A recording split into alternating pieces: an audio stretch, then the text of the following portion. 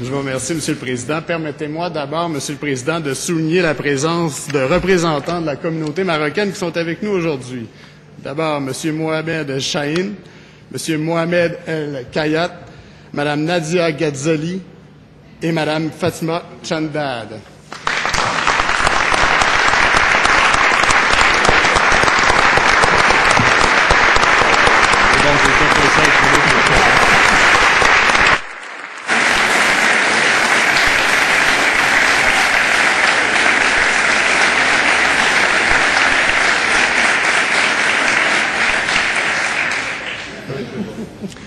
Alors, Monsieur le Président, c'est évidemment avec beaucoup d'honneur et un sentiment de fierté que je prends la parole au nom de ma formation politique afin de souligner l'excellence des relations économiques, politiques et culturelles entre le Maroc et le Québec.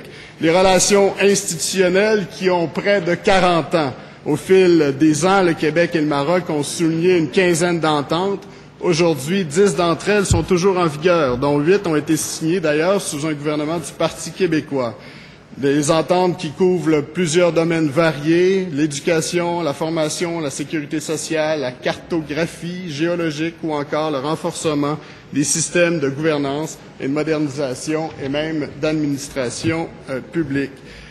Vendredi dernier, Monsieur le Président, était inauguré à Montréal le premier centre culturel marocain en Amérique du Nord. Montréal reçoit d'ailleurs la plus importante communauté marocaine au Canada. Le nouvel établissement d'une importante superficie comprend des salles multifonctionnelles, salles de spectacle, aires d'exposition, bibliothèques, classes de cours et même des espaces pour accueillir les enfants. La Maison du Maroc est aménagée et décorée selon une architecture et des matériaux reflétant l'art et la culture du Maroc qui allie des contenus à la fois traditionnels mais aussi modernes. Cette inauguration, Monsieur le Président, s'inscrit aussi dans une longue historique de liens forts qui unissent le Maroc et le Québec. Nous avions d'ailleurs la chance récemment, ici, à l'Assemblée nationale, de recevoir une délégation de parlementaires marocains qui était présidée par le président de la Chambre des représentants, Monsieur Karim Galab. Rencontre lors de laquelle nous avons d'ailleurs fait l'annonce d'un nouveau groupe d'amitié entre le Maroc et l'Assemblée nationale. Entente qui témoigne évidemment de l'engagement de l'Assemblée nationale à développer des liens directs dans un pays du Maghreb. Je termine, Monsieur le Président, en rappelant que des milliers de jeunes maghrébins choisissent année après année le Québec pour fonder leur famille, pour s'établir ici. Jeunes maghrébins dont je souhaite évidemment la bienvenue, qui nous aident à nous ouvrir sur le monde, à contribuer au Québec de demain, à qui j'invite à se joindre à nous pour construire le Québec dans les valeurs qui nous unissent. Merci, M. le Président.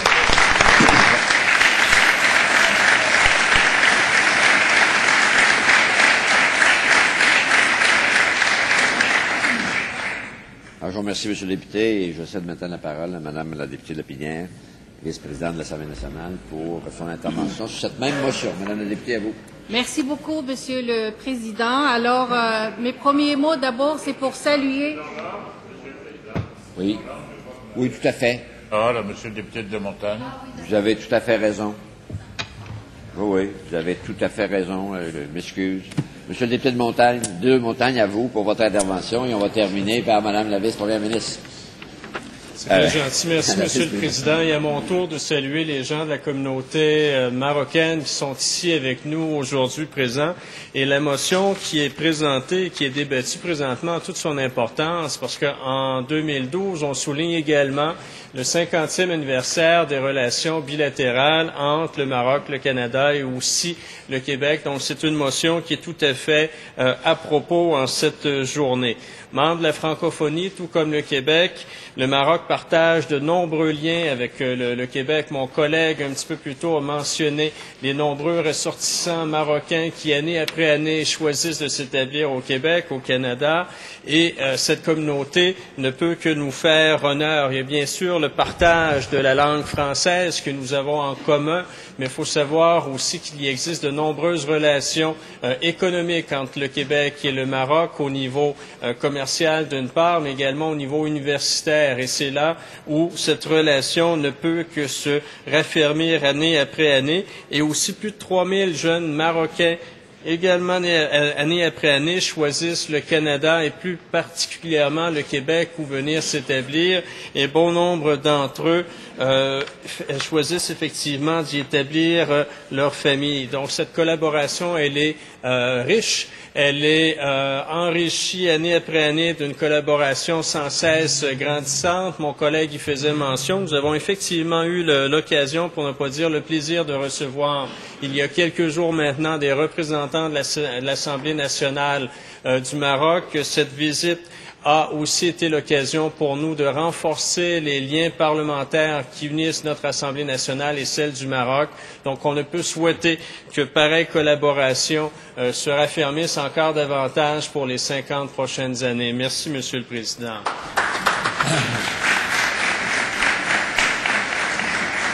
Alors, on vous remercie, Monsieur le député de Deux-Montagnes, et là, je cède la parole à Madame la Première vice-présidente pour son intervention sur cette même motion. À vous. Je vous remercie, Monsieur le Président. Alors, mes premiers mots, c'est pour d'abord remercier mes invités, Monsieur Chahine Mohamed, professeur titulaire au Centre de recherche de neurosciences de l'Université Laval, Madame Shendad Fatiha, professeure à la Faculté de médecine dentaire, toujours à l'Université Laval, Monsieur Mohamed El-Khayat, directeur général de MBR Informatique, et Madame Nadia Razali, rectrice à l'Université du Québec à Trois-Rivières.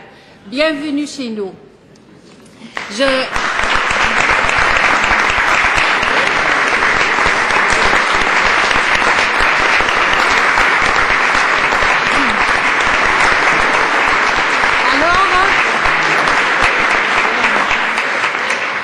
Alors, monsieur le consul général du Royaume du Maroc à Montréal n'a pas pu se joindre à nous parce qu'il reçoit monsieur le ministre des Affaires étrangères du Maroc qui est en visite au Québec, monsieur Saad Eddine El-Othmani. L'année 2012, monsieur le Président, est marquée par un événement officiel majeur, le cinquantenaire des relations Maroc-Québec-Canada, placé sous le haut patronage de Sa Majesté le roi Mohammed VI. Ce 50e anniversaire réfère à une date précise, celle du 24 avril 1962, quand le gouvernement fédéral a nommé son premier ambassadeur du Canada au Maroc. Depuis, les relations Maroc-Québec-Canada n'ont cessé de se développer. Très vite, le Québec va prendre une place prépondérante dans cette relation privilégiée avec ce pays du Maghreb. Trois éléments vont caractériser cette volonté d'ouverture. Premièrement, alors que le Québec s'engageait au début des années 60 dans la Révolution tranquille, le Maroc mettait fin au protectorat français et retrouvait son indépendance en 1956. Tant le Québec que le Maroc cherchaient alors à affirmer leur présence propre sur la scène internationale. La francophonie était alors l'espace naturel pour cette ouverture sur le monde. Deuxièmement, du côté de l'Afrique, les années 60, c'est la période de la décolonisation. Le Maroc va donc se tourner vers de nouveaux partenaires internationaux pour s'affranchir de la domination de la France.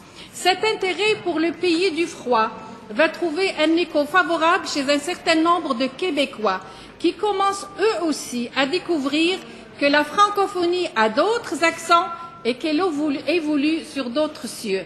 L'Expo 67 va sceller ce lien privilégié entre le Maroc et le Québec avec l'arrivée à Montréal d'une délégation officielle marocaine qui prendra part à plusieurs rencontres de haut niveau en août 1967, notamment avec le Premier ministre Daniel Johnson et le ministre de l'Éducation du Québec. Troisièmement, les années 60, c'est aussi la période de la guerre froide. Les États-Unis et leurs alliés, dont le Canada, vont s'intéresser aux pays issus de la décolonisation et s'empresser d'établir avec eux des liens de coopération pour les soustraire à l'influence soviétique. C'est dans ce contexte que le Canada va découvrir l'Afrique francophone. Dès 1956, année de l'indépendance du Maroc, il y dépêchera une mission d'exploration qui l'amènera en 1961 à y implanter un programme d'aide et l'année suivante, en 1962, à y nommer son premier ambassadeur. Mais au-delà de la diplomatie, ces relations vont vite évoluer vers la sphère économique et se diversifier au fil des ans. C'est ainsi que les relations commerciales maroco-canadiennes vont atteindre près de 520 millions de dollars au cours de la dernière décennie. Une nouvelle ère s'est ouverte depuis janvier 2009 où des pourparlers devant mener à un accord de libre-échange Canada-Maroc ont été entamés, donnant lieu à des rencontres de négociation en 2011 et en 2012. Au chapitre de la coopération internationale, le Canada a financé plusieurs projets de développement au Maroc depuis 1963 via l'Agence canadienne de développement international, auxquels ont collaboré de nombreux scientifiques, gestionnaires, enseignants et professeurs québécois.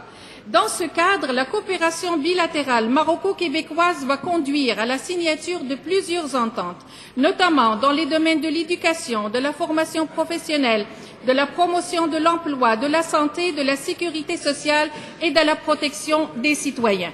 Sur le plan politique, de nombreuses missions de haut niveau ont jalonné les relations Maroc-Québec-Canada. Les dernières en date sont celles du Premier ministre marocain au Québec et de la ministre des Relations internationales et de la francophonie à Rabat en 2008, ainsi que la visite du Premier ministre du Canada au Maroc en janvier 2012, pour ne mentionner que celle-là. La semaine dernière, le ministre chargé des Marocains résidant à l'étranger était en visite officielle au Québec pour l'inauguration à Montréal du Centre culturel marocain Dar el-Maghrib auquel nous avons assisté. Pour terminer, je souligne la contribution remarquable de la communauté marocaine dont nous avons un exemple ici parmi nous aujourd'hui. Et je terminerai en conclusion, Monsieur le Président, en vous disant que la démocratie est un des créneaux porteurs sur lequel le Québec et le Maroc ont beaucoup à faire. Et je souligne la collaboration particulière et exemplaire de l'Assemblée nationale avec la Chambre des représentants du Maroc. Merci, Monsieur le Président.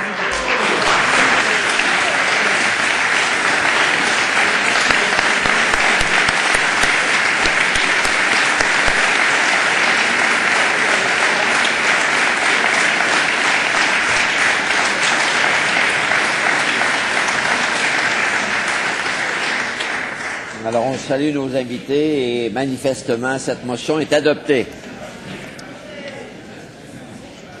Alors, on voudrait poursuivre, alors que celles et ceux qui ont d'autres obligations, si vous voulez vous retirer dans le silence.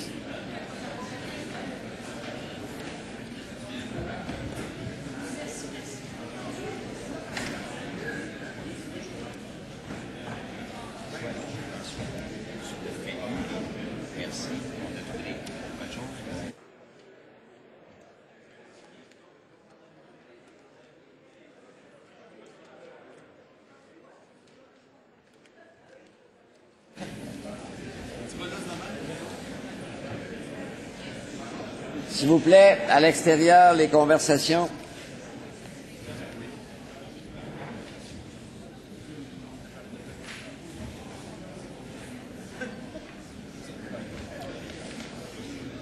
Alors, Monsieur le leader adjoint du gouvernement, mais juste avant de présenter votre motion, parce que je sais que vous voulez présenter une motion, comme votre formation a déjà présenté une motion, je demande s'il y a consentement pour déroger à l'article 84.1 de notre règlement afin de permettre la lecture d'une autre motion sans préavis. Et à ce moment-ci, là, je cède la parole à Monsieur le leader adjoint du gouvernement pour la présentation de sa motion. Oui, le Premier ministre. Je vous remercie, Monsieur le Président. Je fais motion conformément à l'article 146 du règlement de l'Assemblée nationale afin que la Commission des institutions, dans le cadre de l'étude du projet de loi 70, loi facilitant les actions civiles des victimes d'actes criminels et l'exercice de certains autres droits, procède à des consultations particulières et tienne des auditions publiques les 16, 20 et 21 août 2012 et qu'à cette fin, elle entende les organismes suivants: le Comité des orphelins victimes d'abus, le regroupement des Québécois des CALAC, l'Association des victimes de prêtres, l'Association québécoise Plaidoyer Victimes, le regroupement des maisons pour femmes victimes de violences conjugales, la Fédération des ressources d'hébergement pour femmes violentées et en difficulté du Québec, M. Daniel Gartner, professeur titulaire de la faculté de droit de l'Université Laval, Maître Louise Langevin, Maître Julie McCann, l'Association des victimes de pédophilie, l'Office des personnes handicapées du Québec, la Commission des droits de la personne et de la jeunesse, la protectrice du citoyen, le Barreau du Québec, la Chambre des notaires, l'Association des transsexuels du Québec, le Centre québécois de la déficience auditive, Maître Jean-Louis Baudouin, qu'une période de 15 minutes soit prévue pour les remarques préliminaires partagées également entre le groupe parlementaire formant le gouvernement et les députés de l'opposition, que la durée maximale de l'exposé de chaque organisme soit de 15 minutes et que l'échange avec les membres de la commission soit d'une durée maximale de 45 minutes, partagée également entre le groupe parlementaire formant le gouvernement et les députés de l'opposition, qu'une période de 15 minutes soit prévue pour les remarques finales, partagées également entre le groupe parlementaire formant le gouvernement et les députés de l'opposition, et que le ministre de la Justice soit membre de la dite commission pour la durée du mandat. Alors, merci, Monsieur le leader adjoint du gouvernement.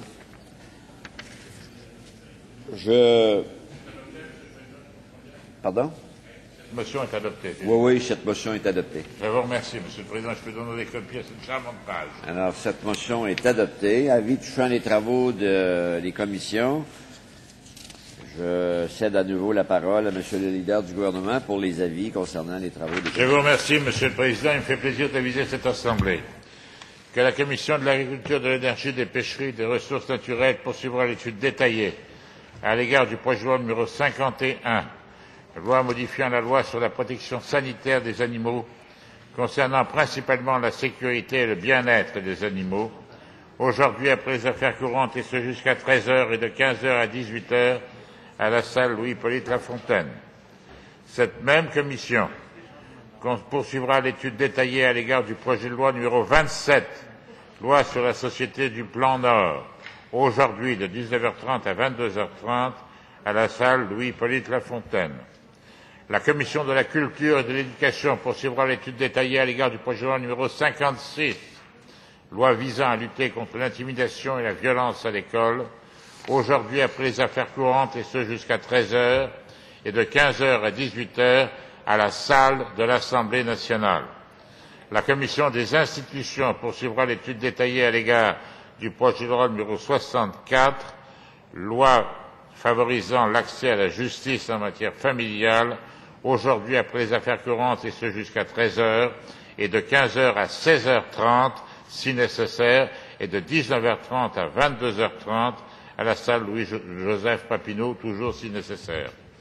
La Commission de la Santé et des Services sociaux poursuivra l'étude détaillée à l'égard du projet de loi 59, loi concernant le partage de certains renseignements de santé, aujourd'hui après les affaires courantes, et ce jusqu'à 13h, et de 19h30 à 22h30 à la salle 1.38 de l'édifice Pamphile-Lemay.